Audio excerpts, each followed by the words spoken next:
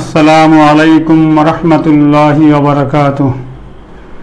আলহামদুলিল্লাহি রাব্বিল আলামিন ওয়াসসালাতু ওয়াসসালামু আলা আশরাফিল আমবিয়াই ওয়াল মুরসালিন ওয়া আলা আলিহি ওয়া সাহবিহি আজমাইন, আম্মা বাদ। সুপ্রিয় ছাত্রছাত্রীবৃন্দ, আশা করি তোমরা আল্লাহর রহমতে সকলেই ভালো আছো। আমি মোহাম্মদ ফারুক, প্রভাষক, রাউজান দারুল ইসলাম কামিল মাদ্রাসা। আজ আমি তোমাদের ইসলামী ইতিহাস থেকে পাঠদান করব। আজকের পাঠের বিষয় হচ্ছে আইয়ামে জাহেলিয়া। তোমরা বোর্ডে দেখতে পাচ্ছ, আজকের পাঠের বিষয় হচ্ছে আইয়ামে জাহেলিয়া। শিক্ষণফল: এই পাঠ শেষে শিক্ষার্থীরা জানতে পারবে: 1. জাহিলি যুগের বিবরণ, 2. আইয়ামে জাহেলিয়ার সময়কাল, 3. আইয়ামে জাহেলিয়ার সামাজিক অবস্থা। সর্বপ্রথম আমি জাহেলি যুগের কিছু পরিচিতি তোমাদের সামনে তুলে ধরছি। আইয়ামে জাহেলিয়াত, এখানে দুটি শব্দ রয়েছে, 1 আইয়াম ও 2 জাহেলিয়াত। আইয়াম আরবি শব্দটি ইয়াউমুন শব্দের বহুবচন। এর শাব্দিক অর্থ হল দিন, যা লাইলুন তথা রাতের বিপরীত অর্থে ব্যবহৃত হয়ে থাকে। তবে ইয়াউমুন এর ব্যবহার সময়, কাল, যুগ ইত্যাদির উপর হয়ে থাকে। যেমন আল্লাহ তাআলা কুরআন মজিদে ইরশাদ করেছেন, ওয়াতিলকাল আইয়ামু নুদাবিলুহা বাইনান নাস, অর্থাৎ আমি মানুষের মাঝে উন্নতি ও অবনতির যুগ পরস্পর পরিবর্তন করে থাকি। এখানে আইয়াম দ্বারা যুগ বোঝানো হয়েছে। জাহেলিয়াত। জাহেলিয়াত আরবি শব্দের অর্থ অজ্ঞতা, বর্বরতা, কুসংস্কার, তমসা বা অন্ধকার। তাই আইয়ামে জাহেলিয়াতের অর্থ হবে তমসা বা অন্ধকার যুগ। ইসলাম ইতিহাসের পরিভাষায় এই শব্দটি রাসূল করিম সাল্লাল্লাহু আলাইহি ওয়াসাল্লামের আবির্ভাবের পূর্বেকার আরবদের অবস্থার উপর ব্যবহার করা হতো। কেননা এ যুগে সাধারণত আরবগণের স্বভাব ও চরিত্রের দিক অজ্ঞতা ও মূর্খতার চরম অন্ধকারে নিমজ্জিত ছিল। যদিও কোনো কোনো ইতিহাসবিদ আইয়ামে জাহেলিয়াত বলে হযরত ঈসা আলাইহিস সালাতু ওয়াস সালাম এবং রাসূল করিম সাল্লাল্লাহু আলাইহি সাল্লামের মধ্যকার ফাতরাতে ওহী তথা ওহী মুলতবি সময় উদ্দেশ্য করেছেন। ঐতিহাসিকদের বিবেচনায় ইসলামের আবির্ভাবে ঠিক পূর্ববর্তী যুগকে সাধারণত আইয়ামে জাহেলিয়া বা অন্ধকার যুগ বলা হয়। ডক্টর নিকলসন ইসলামের আবির্ভাবের পূর্ববর্তী 1 শতাব্দী কালকে আইয়ামে জাহেলিয়াত বলে অভিহিত করেছেন।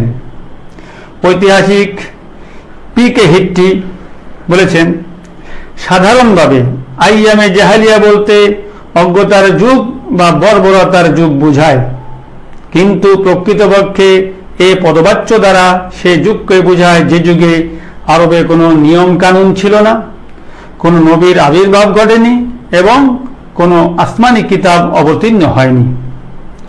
তবে প্রকৃতপক্ষে ইসলাম পূর্ব আরবকে এই সংজ্ঞায় আনার ক্ষেত্রে কেউ কেউ ভিন্ন মত পোষণ করেছেন। তদানীন্তন সময়ে দক্ষিণ আরবের জনগণ ছিল জ্ঞান গরিমায় উন্নত। এছাড়াও ব্যাপক আরববাসীদের মধ্যে বহু সদ্গুণ ছিল।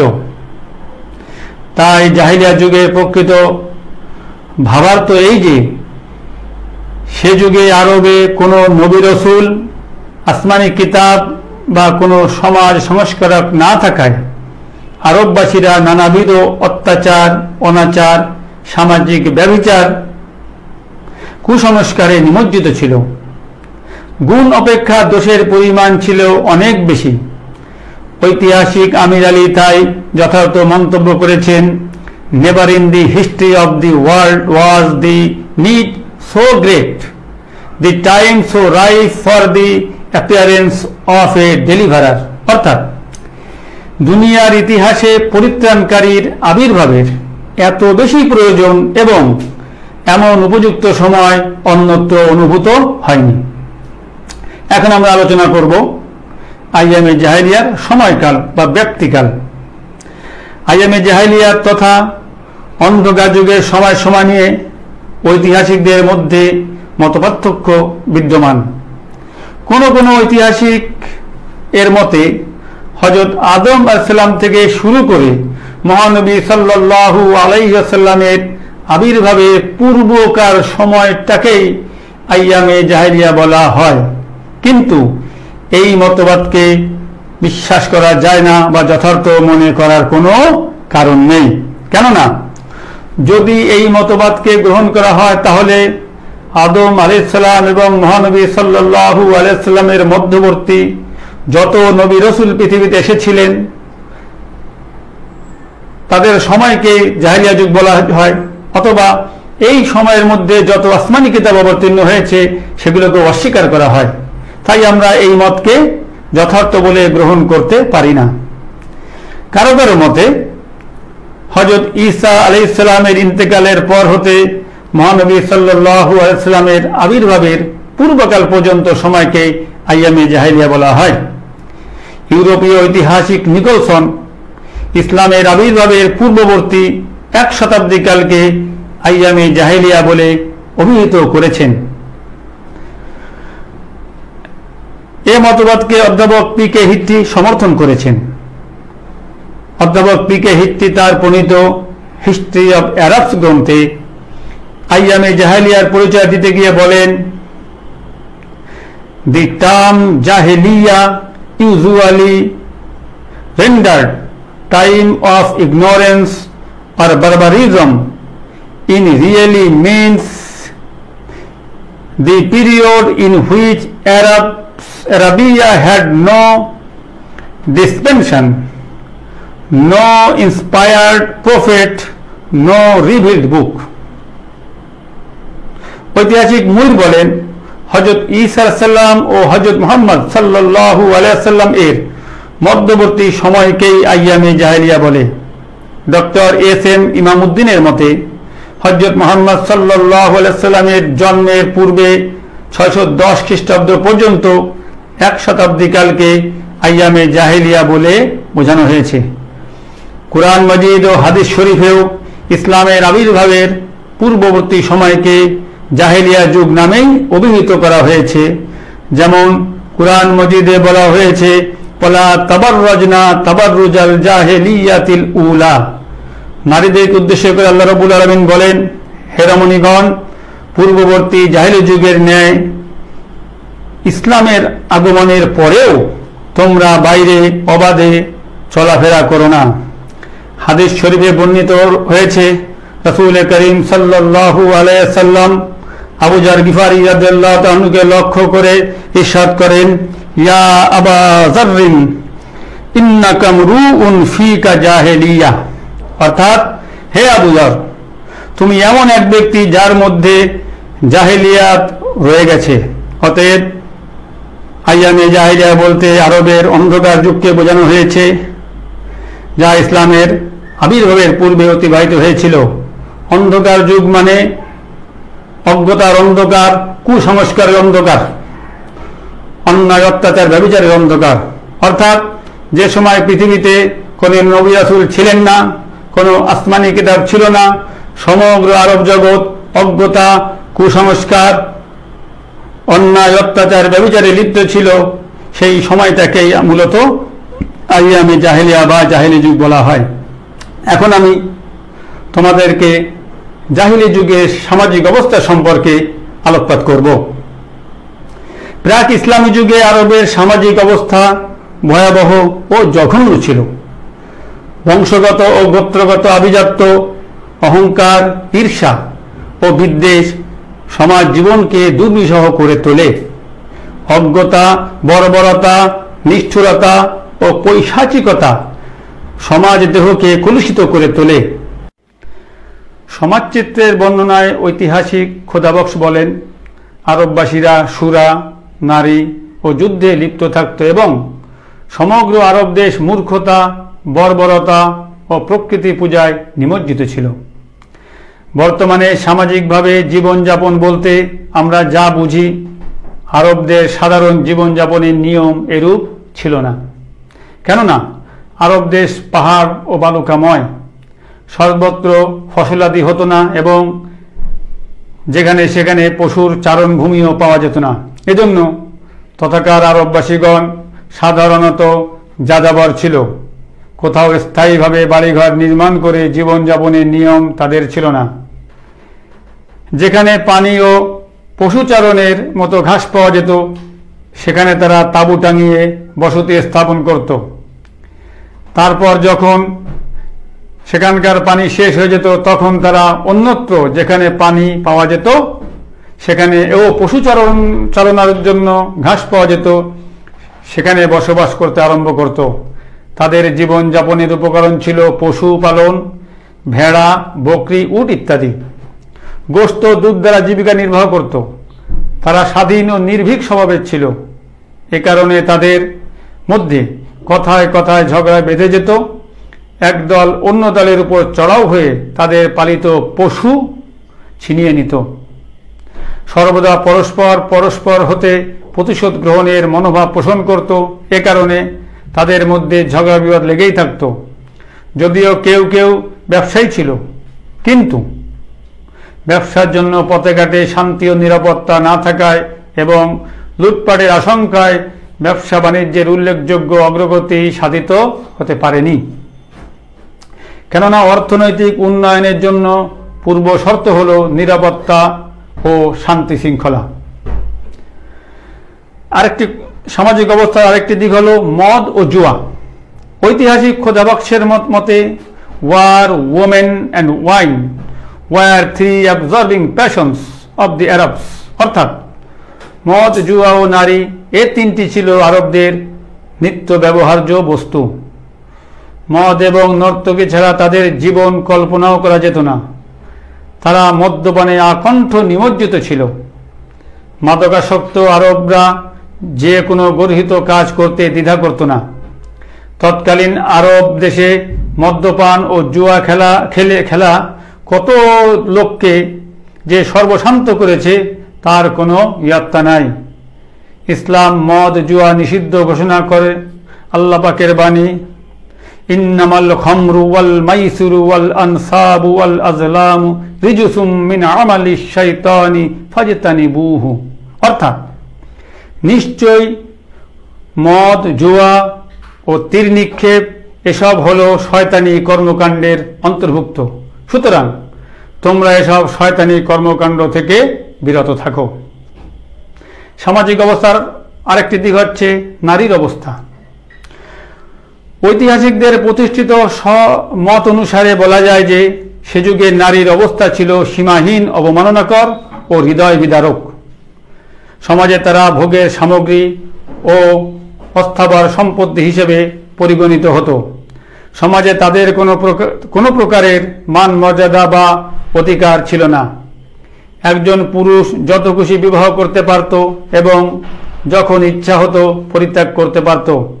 সবচেয়ে পরিতাপের বিষয় এই যে কারো গৃহে কন্যা সন্তান জন্মগ্রহণ করলে তার মুখমণ্ডল বিবর্ণ হয়ে যেত এবং অধিকাংশ সময় তাদের করুণ আর্তনাদ সত্ত্বেও কন্যা সন্তানকে জীবন্ত কবরস্থ করা হতো। প্রকৃতপক্ষে তখন কন্যা সন্তান ছিল সমাজের বোঝা। মূলত এর দুটি কারণ ছিল। প্রথমত মান সম্মান সংরক্ষণ, দ্বিতীয়ত অভাবের তাড়না নিরসন। তাছাড়া মৃত স্বামী, পিতা বা অন্য কোনো আত্মীয় স্বজনের সম্পত্তির উপর নারীর কোনো অধিকার বা উত্তরাধিকার ছিল না। মূলত সমকালীন ইতিহাসে যে কোনো দেশের তুলনায় আরবের নারী জাতির অবস্থা শোচনীয় ছিল। মোট কথা, মানবতা বিবর্জিত জাহিলিয়া যুগে নারীর কোনো মূল্যই ছিল না। নারীকে আপদ ও অশুভ লক্ষণ মনে করা হতো। নারীর এই অধপতিত অবস্থার বৈপ্লবিক পরিবর্তন সূচিত হয়েছে রাসূল করিম সাল্লাল্লাহু আলাইহি ওয়াসাল্লামের নিরলস প্রচেষ্টার ফলে। তিনি ইরশাদ করেছেন, আল জান্নাতু তাহতা আকদামিল উম্মাহাত, মায়ের পদতলে সন্তানের বেহেশত। সমাজের চরম অবহেলিত ও বঞ্চিত নারী সমাজ ইসলামের আবির্ভাবের ফলে মান মর্যাদার শীর্ষস্থান অধিকার করে নিয়েছে। কন্যা সন্তানদের জীবন্ত কবর। জাহেলি আরব সমাজে সবচেয়ে ঘৃণ্য প্রথা ছিল নবজাতক কন্যা সন্তানকে জীবন্ত কবর দেয়া। কন্যা সন্তানের জন্মকে তারা অভিশপ্ত ও লজ্জাকর মনে করত এবং জীবন্ত কবর দিতেও কুণ্ঠিত হতো না। কোনো কোনো দুর্বল গোত্র সবল গোত্র কর্তৃক পরাজিত হয়ে লুণ্ঠিত হওয়ার ভয়ে নিজ কন্যাকে ভবিষ্যৎ অপমানের হাত হতে রক্ষার জন্য জীবন্ত কবর দিত। দাস দাসীর অবস্থা। প্রাচীনকাল থেকেই আরব সমাজে কৃতদাস প্রথা প্রচলিত ছিল, কিন্তু সমাজে তাদের কোনো মর্যাদা বা ব্যক্তি স্বাধীনতা ছিল না। পণ্য সামগ্রীর মতো তাদেরকে হাটে বাজারে কেনাবেচা করা হতো। প্রভুর ইচ্ছার উপর তাদের জীবন নির্বাহ করত, এমনকি প্রভুর অনুমতি ব্যতিরেকে তারা বিবাহ করতে পারত না। অনেক সময় দাসীরা প্রভুদের উপপত্নী রূপে ব্যবহৃত হতো। দাস দাসীদের সন্তান সন্ততির উপর প্রভুর মালিকানা প্রতিষ্ঠিত ছিল। সামাজিক অবস্থার আরেকটি দিক হচ্ছে অভিশপ্ত সুদ প্রথা। জাহেলি আরব সমাজে শোষণ জুলুমের অন্যতম হাতিয়ার ছিল অভিশপ্ত সুদ প্রথা। সুদ ব্যবস্থা মুষ্টিমেয় ধনবান শোষকের ভাগ্যকে স্ফীত করেছিল। আরবগণ ব্যাপক সুদচক্রে নিপতিত হয়ে সর্বস্ব হারিয়ে নিঃস্বে পরিণত হয়েছিল। ব্যভিচার। জাহেলি যুগ আরব সমাজে ব্যভিচার ও নৈতিক অবনতির কলুষিত হয়ে পড়ে। কোনো কোনো ক্ষেত্রে পুরুষের সন্তান লাভের আশায় স্ত্রীকে অন্য পুরুষের নিকট পাঠানো হতো। পিতার মৃত্যুর পর সন্তানরা বিমাতাকে স্ত্রীরূপে গ্রহণ করত। ব্যভিচার মানব জীবনকে পাপ পঙ্কিলতার শেষ স্তরে নামিয়ে দিয়েছিল। মৌলিক অসৎ গুণাবলীর প্রভাব। আভিজাত্যের দম্ভ, আত্মম্ভরিতা, পরশ্রীকাতরতা, চরিত্রহীনতা, পরনিন্দা, পরচর্চা ইত্যাদি মৌলিক অসৎ গুণাবলী আরব জাতির চরিত্রকে কলুষিত করে। অন্যের কুৎসা রটনা করে তারা পরম আত্মতৃপ্তি লাভ করত। কুসংস্কার। কোনো কাজ আরম্ভ করার পূর্বে কুসংস্কারের বশবর্তী হয়ে আরবরা তীরের সাহায্যে দেবমূর্তির সঙ্গে পরামর্শ করত। কোনো লোক মারা গেলে তার উট কিংবা ঘোড়া কবরের পাশে এই বিশ্বাসে রেখে দেয়া হতো যে মৃত ব্যক্তি কোনো এক সময় এই উটে বা ঘোড়ায় চড়ে অজ্ঞাত স্থানে চলে যাবে। বংশভিত্তিক সমাজ। জাহেলি যুগে আরবে বংশভিত্তিক ও গোত্রভিত্তিক সমাজ ব্যবস্থা প্রতিষ্ঠিত ছিল। এ প্রসঙ্গে মাওলানা আকরাম খাঁ বলেন, প্রাক ইসলামী যুগে সেখানে যে বংশগত ও গোত্রগত কৌলিন্য প্রভাব অপ্রতিহতভাবে প্রতিষ্ঠিত ছিল সে ব্যাপারে কোনো সন্দেহ নেই। বৈবাহিক অবস্থা। প্রাক ইসলাম সমাজ ব্যবস্থায় সুষ্ঠু বিয়ে প্রথা বিপর্যস্ত ছিল। পুরুষরা যেমন একাধিক স্ত্রী, উপপত্নী ও দাস দাসী রাখতে পারত, তেমনি নারীরাও একাধিক পতি রাখতে অথবা তালাক দিতে পারত। উচ্ছৃঙ্খলতা। আরবের তখন কোনো সামাজিক আইন কানুন ছিল না। কেন্দ্রীয় সরকারের অনুপস্থিতি এবং সংকীর্ণ গোত্রীয় শাসন ব্যবস্থার ফলে অসামাজিক কার্যক্রম চলত নির্বিঘ্নে নির্দ্বিধায়। নিষ্ঠুরতা। জাহিলি যুগের আরব সমাজ ছিল নিষ্ঠুরতায় ভরপুর। অভিজাত আরবরা নিছক খেলার ছলে নারীদের ঘোড়ার লেজের সঙ্গে বেঁধে ঘোড়া ছুটিয়ে দিত। এতে হতভাগা নারীর মৃত্যু হলে তা প্রত্যক্ষ করে তারা আনন্দ উল্লাস করতে থাকত। কন্যা সন্তানদের তারা জীবন্ত কবর দিত এবং হাসতে হাসতে তারা একে অপরকে খুন করতেও পারত। আভিজাত্য অহংকার সৃষ্টির সেরা জীব হিসেবে সব মানুষের মর্যাদায় আল্লাহর কাছে সমান, অথচ জাহিলি যুগে আরবের নেতৃস্থানীয় লোকেরা মানুষের বহু দলে বিভক্ত করে রেখেছিল। গরিব অসহায় লোকদের প্রতি ছিল তাদের চরম ঘৃণা। অহংকার, আত্মম্ভরিতা, পরনিন্দা, পরশ্রীকাতরতা প্রকৃতি কারণে তাদের মধ্যে ছিল হিংসা বিদ্বেষ। চারিত্রিক অবস্থা, প্রাক ইসলামী যুগে আরব সমাজকে নৈতিক অবনতি, মদ্যপান, জুয়া খেলা, হত্যা, ব্যভিচার, অনাচার কলুষিত করেছিল। ঐতিহাসিক খোদাবক্সের মতে তমসাচ্ছন্ন যুগে আরববাসীদের চরিত্রের মূল মন্ত্রই ছিল তিনটি: জুয়া, নারী ও যুদ্ধ। উচ্চ হারে সুদ গ্রহণ আরবদের নিকট কোনো দূষণীয় বিষয় ছিল না। চক্রবৃদ্ধি হারে সুদের টাকা পরিশোধ করতে ব্যর্থ হলে মহাজন সুদ গ্রহণকারীর স্ত্রী ও সন্তানদের হস্তগত করে দাসী রূপে বিক্রয় করত।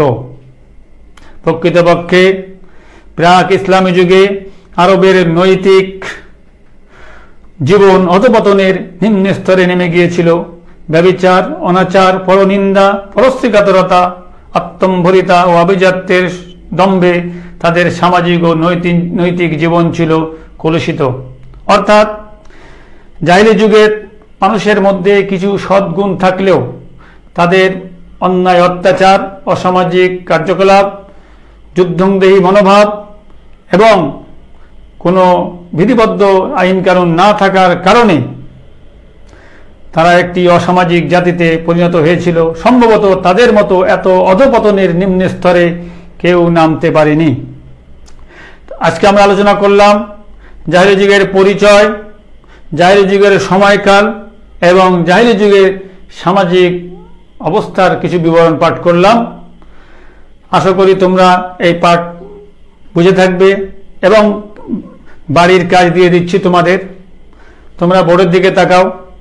বাড়ির কাজ হচ্ছে, জাহিলি যুগে নারীরা ছিল অভিশপ্ত, লজ্জাজনক ও অপয়া। ব্যাখ্যা করো। তোমরা এই প্রশ্নটি খাতায় লিপিবদ্ধ করবে এবং যখন আমরা মাদ্রাসায় যেতে পারবো, অনুকূল পরিবেশ হবে, তখন আমরা তোমাদের এই খাতা মূল্যায়ন করব এবং প্রয়োজনে সংশোধন করে দিব। সুপ্রিয় ছাত্রছাত্রীবৃন্দ, আমাদের আজকের পাঠ এখানেই শেষ। আশা করি তোমরা যে যেখানে আছো ভালো আছো। তোমরা স্বাস্থ্যবিধি মেনে চলবে, সুন্দর থাকবে, ভালো থাকবে, সামাজিক ও শারীরিক দূরত্ব মেনে জীবনযাপন করবে। আসসালামু আলাইকুম ওয়া রাহমাতুল্লাহি ওয়া বারাকাতুহু।